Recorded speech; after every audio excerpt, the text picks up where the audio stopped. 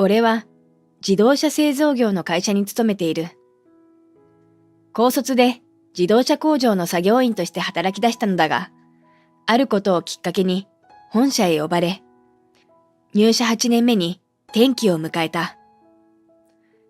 海外での工場立ち上げを2度経験して、この度10年ぶりに本社へ復帰した。すると、高校3年生の時、大学進学を諦めた俺を振った元カノと職場で再会。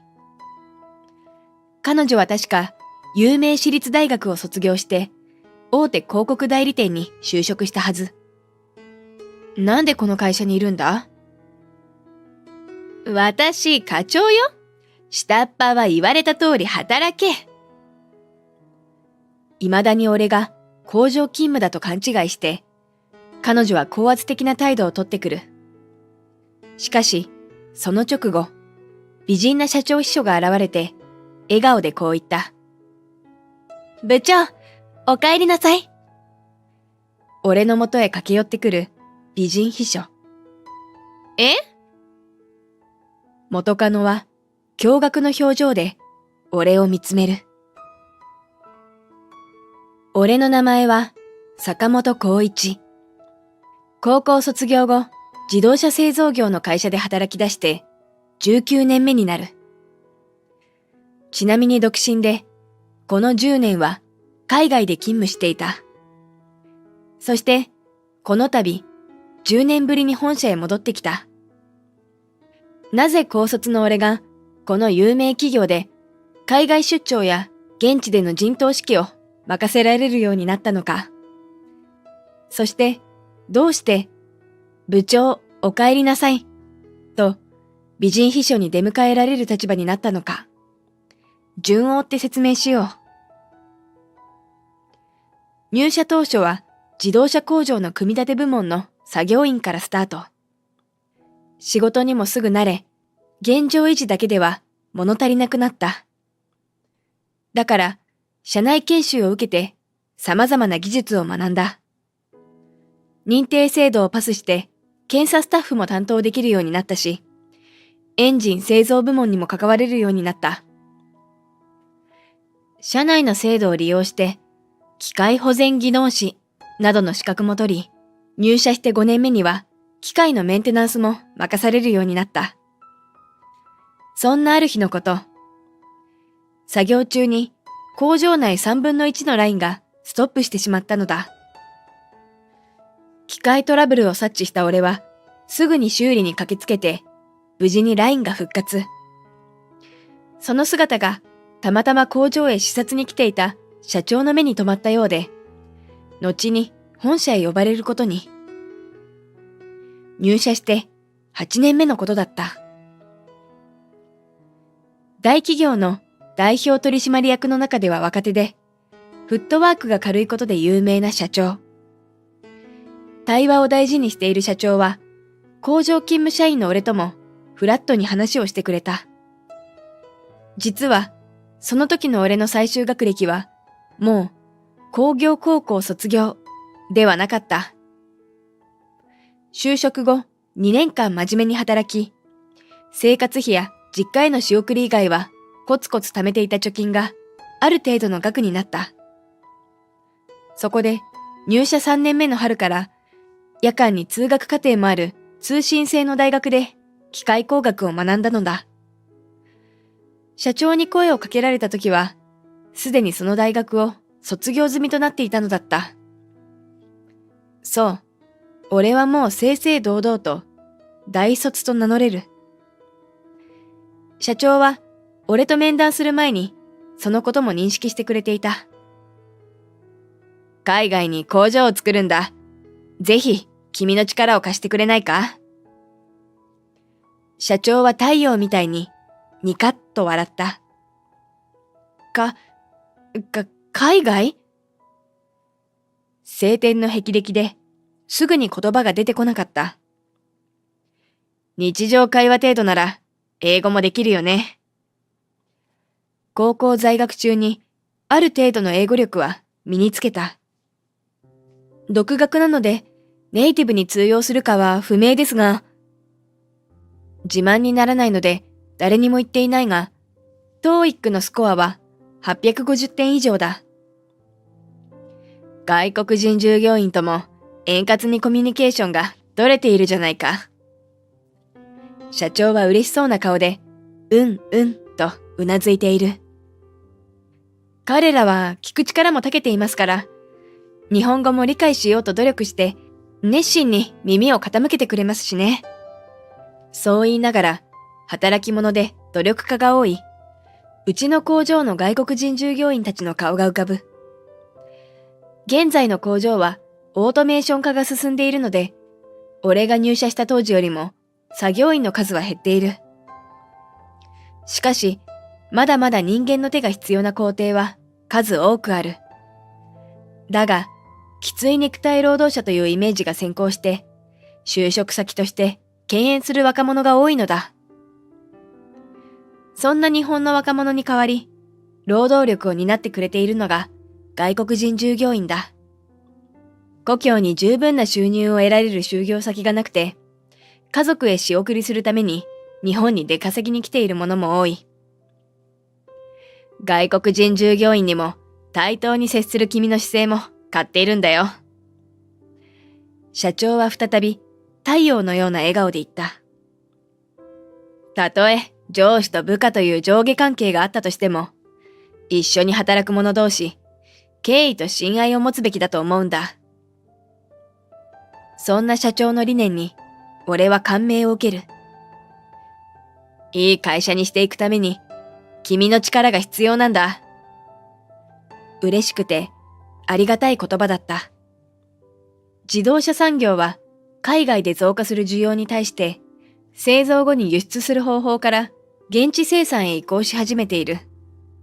輸出コストの削減や、現地のお客様の注文を受けてから製造が可能になるなど、メリットも大きいからだ。また、発展途上国の雇用を生んだり、工場ができた地域全体の経済が豊かになったり、という利点も挙げられる。海外の自社工場を建設すべく、会社も動き出していた。社長は、俺に工場の立ち上げメンバーとして活躍してほしいと告げた。あの一件もあったし、若手から起用したい思いもあって、やっぱり、社長の心にも、あの一件が尾を引いているのか。だからこそ、俺を抜擢してくれたのか。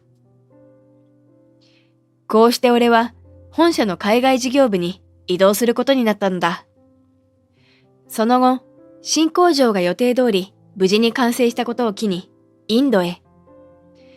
軌道に乗るまでの5年間を現地で過ごした。インドでの任務完了後は、南米の工場立ち上げにも参加した。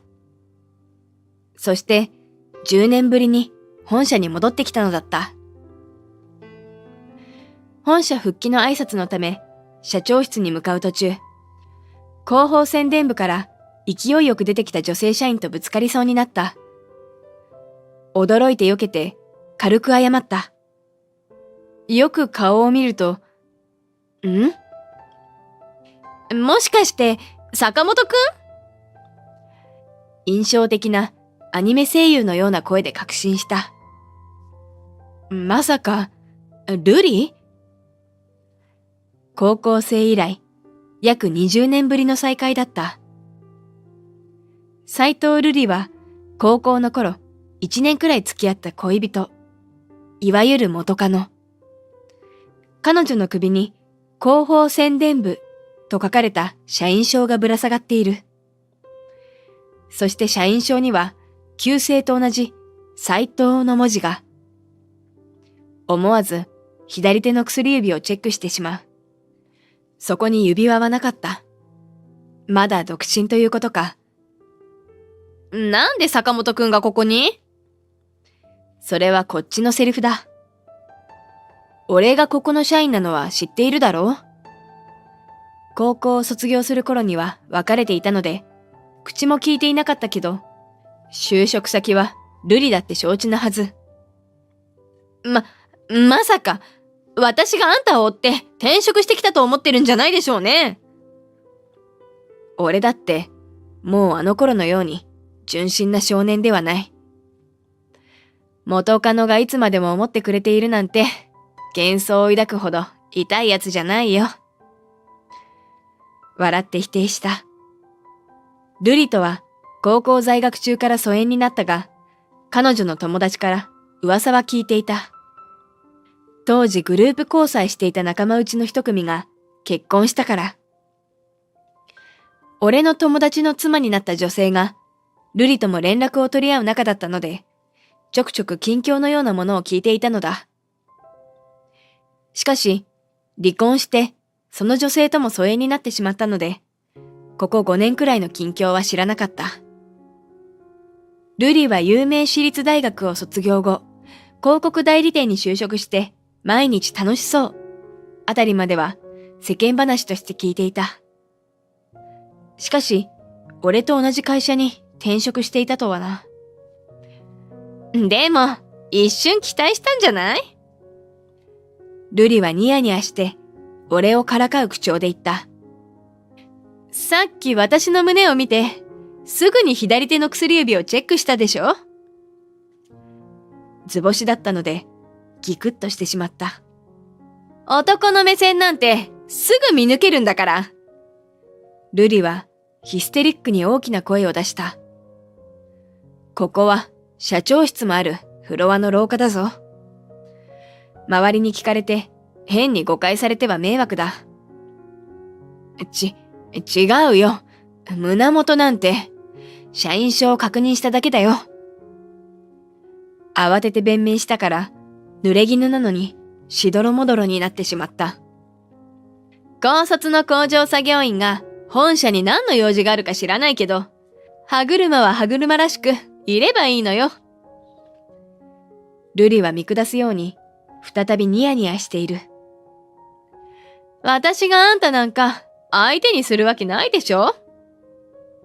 今度は高飛車な態度で俺をきっと睨みつけた。私、課長よ。下っ端は言われた通り働け。瑠璃は偉そうにふんぞり返って腕を組み、俺を嘲笑った。あ、それなんだけど、俺は誤解を解こうと口を開いた。直後、美人と評判の社長秘書、羽田さんが俺たちの前に現れる。部長、お帰りなさい。彼女は満面の笑みで俺に駆け寄ってきた。え？瑠璃は驚愕の表情で俺を見つめている。なかなかいらっしゃらないので、お迎えに来ちゃいました。羽田さんの視界には俺しか入っていないようだ。瑠璃をガン無視して俺の腕を引っ張る。そのまま社長室まで連行される俺なのだった。数時間後の就業定刻。海外事業部の部長席に座っていると、瑠璃が訪ねてきた。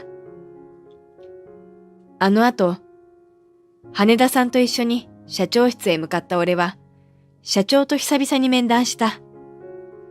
そして、一旦海外事業部に戻り、部長着任の挨拶をすることに。2時間後、デスクに社長秘書から電話がかかってきて、社長のお誘いで、重役たちとのランチ会にも同行した。そういうわけで、社長のご厚意で、重役が一堂に会する場所で挨拶できたため、手間が省けたが、その他の各部署の部長には挨拶回りした。やっと自分のデスクに腰を落ち着けたタイミングで、瑠璃の姿を見たときは、内心、めんどくさいのが来たな、と、俺は思ってしまった。当時の苦々しい恋の記憶が蘇る。斉藤瑠璃は工業高校に通う俺と同じ沿線の隣の駅で下車する女子校の生徒だった。俺は同じ中学出身の男3人で通学していて、瑠璃は女子校の3人組で行動していた。毎日同じ車両に乗り合わせて顔見知りになり、なんとなく車内で6人で固まって話すように。高校2年生になったある日、瑠璃からラブレターをもらった。そうして付き合うことになったのだけど、人生で初めて彼女ができた割に、そんなに楽しいものではなかった。男子3人、女子3人のグループ全員で遊びに出かけたことは、いい思い出として記憶に残っているけど、3年へ進級した時、俺が家の経済状況を理由に大学進学を諦めたことを知ると、瑠璃は別れを切り出してきた。もともとあんたのことなんて好きじゃなかったから。1年くらい付き合ったのに、あまりにもひどい言い草。一緒に通学していた友達2人が、あんたの友達と付き合い出したから仕方なく。そう言って、瑠璃はこっぴどく俺を振ったんだ。そういえば、瑠璃が俺にラブレターを渡してきたのは、仲間内で2組のカップルが誕生した後だった。つまり俺たちは、余り者同士ってわけか。高校1年の終わり頃に、次々とカップルが成立して、俺も通学時に若干居心地の悪さを感じていた。瑠璃も女友達に置いてけぼりにされた感覚があって、誰でもいいから彼氏が欲しかったのかもしれない。それが女友達2人の彼氏の友達なら、なおさら都合が良かったのだろう。確かに瑠璃は、俺と2人きりの時より、みんなで一緒に遊んでいる時の方がよく笑っていた。けど、それは俺も同じだったかもな、と反省した。俺も瑠璃が好きというよりも、彼女が欲しいという気持ちが優先だったのだと思う。振られた直後はひどい仕打ちを受けたと感じたが、冷静になると瑠璃だけを責められないなと考え始めた。俺自身も幼く未熟だった反省点満載の恋の思い出。仕事終わったら時間ある？瑠璃が声をかけてきたので、回想から現実に引き戻される。目の前にはもう制服姿の彼女はおらず、だいぶ年を重ねた女性が立っていた。あの頃は可愛らしいと思っていた顔立ちだけど、性格ってどんどん顔に現れて、その人の歴史まで刻まれていくものなのだろうか。自分も気をつけなければ。これから彼女と仕事上で関わり合うのさえ、億劫に感じた。ましてや、プライベートな時間を共有するつもりは毛頭なかったので、手よく断ったのだが、昔話に花を咲かせましょうよ。焼けぼっくいには火がつきやすい、なんて言うし。瑠璃はしつこく食い下がった。上目遣いで見られて、虫唾が走る。部長なら私よりも高級鳥だし、その年で独り身でしょ？私が相手になってあげてもいいわよ。そう、瑠璃はドヤ顔で言ってきたのだ。定時を過ぎたとはいえ、多くの社員がまだ残っている職場でする話ではない。挨拶回りの際に人事部長から聞いたのだが、彼女はバツイチだそうだ。離婚歴があることに偏見はないが、先ほどとは手のひら返しの態度だったので並行した。とにかく今日は先約があるから。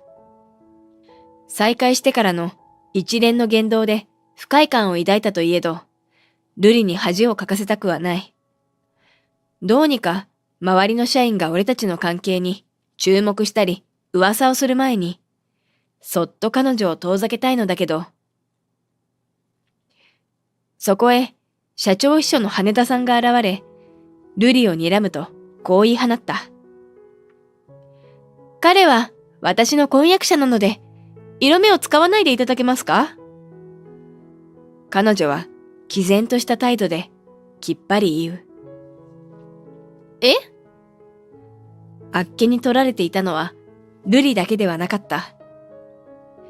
羽田さんはいつだって社員たちから注目の的。彼女が現れたことで、職場に残っていた社員たちが一斉にこちらを見ている。あっちゃー。折を見て発表するつもりだったのに。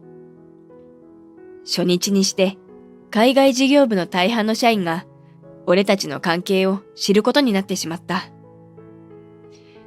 途端に俺たちは取り囲まれた。そりゃそうだよな。結婚適齢期の男性たちから理想のお嫁さん候補と噂され、会社のマドンナ的存在の羽田楓の爆弾発言は聞き捨てならないだろう。彼女より10歳年上の部長が着任早々にフィアンセ宣言。みんなが度肝を抜かれたはず。俺は海外での実績が認められ、海外事業部の部長として迎えられた。10年ぶりの本社復帰なので、若手や転職組を中心に顔なじみでない社員も少なくない。今回の部長職就任は現場で実践してきたことを広く教える立場になってほしいという社長直々の申し出だった。現地での生活も充実していたが、ここ3年間遠距離恋愛をしていたので、俺自身も日本で所帯を持ちたいなというのもあって、その相手が羽田さんだったというわけだ。フットワークの軽い社長は現地まで視察に来てくれた。その際、仕事熱心な秘書も同行した。それが俺たちの出会い。南米と日本だったのでめったに会えなかったけど、便利な世の中になって感謝した。顔を見ながらオンライン通話できるアプリなどのコミュニケーションツールが発達してくれたおかげで寂しくなかった。だから彼女が対面した際に発した部長お帰りなさいは多少公私混同していたってわけ。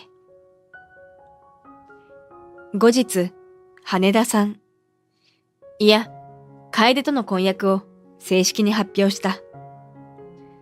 楓になんで俺を選んでくれたのか聞いたんだ。南米で出会った日の夜、会食した時に社長から聞いた話に感動して、気づいたら好きになっていたの。熱っぽく言われてドキッとした。実は社長が俺を海外の新工場立ち上げメンバーとして選んだ動機の一つに、俺の直属の上司の不祥事も絡んでいる。当時、機械のメンテナンスも任されていた俺は、あるラインの最終チェックを上司に依頼したのだけど、断られた。どうせ歯車の一つに過ぎない外国人従業員なんか、怪我してもいいだろう。耳を疑うような言葉に、怒りを通り越して失望した。日本人も外国人もないです。一緒に働く者同士、敬意と親愛を持つべきでしょう。俺は反論した。その言い争いは、抜き打ちで視察に来ていた社長に見られていた。社長の理念に反する上司は更迭されたし、共鳴していると感じてもらえた俺は、本社の海外事業部に抜擢された。その話は社長のお気に入りで、今でも酔うと上機嫌で話し始める。おかげさまで、楓という生涯の伴侶を得ることができて、俺はとても幸せだ。10年という海外生活で得られたものは、とてつもなく大きい。これからは自分の家庭も大切にしつつ、変わらずに仕事の仲間も大事にしていきたい。自分の経験を仕事にも、周りの人々にも還元していけたらいいなと考えている。